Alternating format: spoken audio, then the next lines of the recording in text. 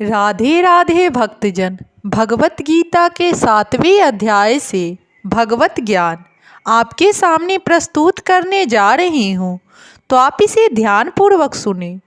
अध्याय 7 से श्लोक 19 में बताया गया है, अनेक जन्म जन्मांतर के बाद जिसे सचमुच ज्ञान होता है वह मुझको समस्त कारणों का कारण जानकर मेरी शरण में आता है।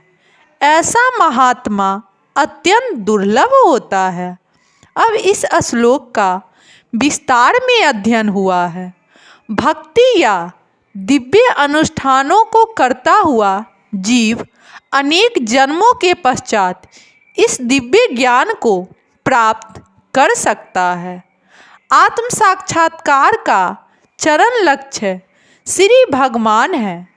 आत्म साक्षात्कार के प्रारंभ में जब मनुष्य भौतिकता का परित्याग करने का प्रयत्न करता है, तब निर्वेशवाद की ओर उसका झुकाव हो सकता है, किंतु आगे बढ़ने पर वह यह समझ पाता है कि आध्यात्मिक जीवन में भी कार्य है और इन्हीं से भक्ति का विधान होता है।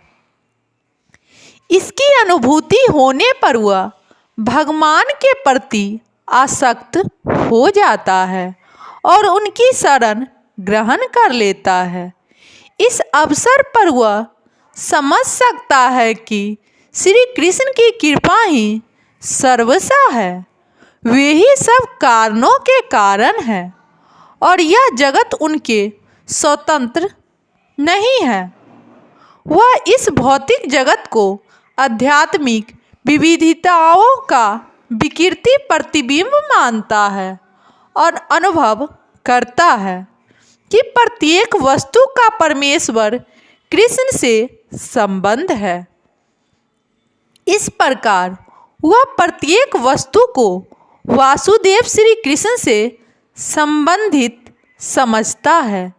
इस प्रकार की वासुदेव में व्यापक दृष्टि होने पर भगवान कृष्ण को परम लक्ष्य मानकर शरणागति प्राप्त होती है।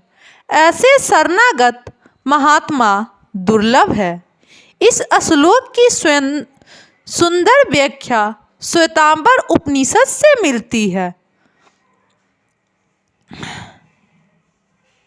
जीव के शरीर की बोलने की शक्ति, देखने की शक्ति, सुनने की शक्ति, सोचने की शक्ति ही प्रधान नहीं है।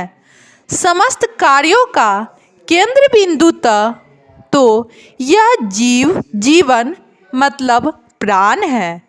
इसी प्रकार भगवान वासुदेव या भगवान कृष्ण ही समस्त पदार्थों में मूल सत्ता है।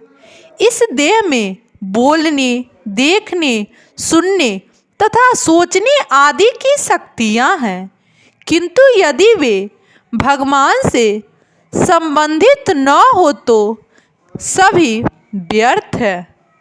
वासुदेव सर्वव्यापी है और वस्तु वासुदेव है। अतः भक्त पूर्ण ज्ञान में रहकर शरण ग्रहण करता है।